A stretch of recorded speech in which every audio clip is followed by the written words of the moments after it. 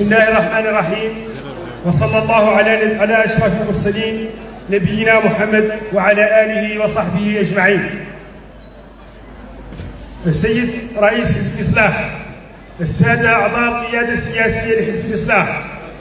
أيها السادة والسيدات، السادة الضيوف الكرام ممثلي منظمات الشباب الأحزاب الوطنية،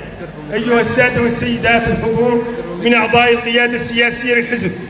رفاقي أعضاء قيادة منظمة الشباب والطلبة، السلام عليكم جميعا ورحمة الله وبركاته.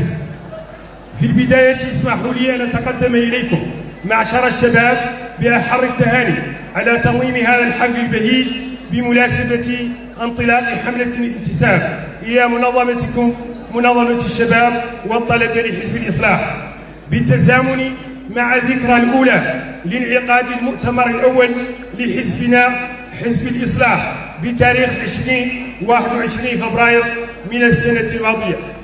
ولا شك بأن هذا اللقاء المبارك سيشكل فرصة للتعارف الأكثر والتواصل المباشر بين أعضاء المنظمة الشبابية استمرارا لفاعليتها السابقة واستعدادا لمواصلتها وتطويرها في المستقبل نحو آفاق واعدة من العمل السياسي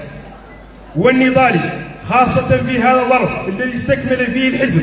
عقد دورة كاملة لجميع هيئاته ومؤسساته النظامية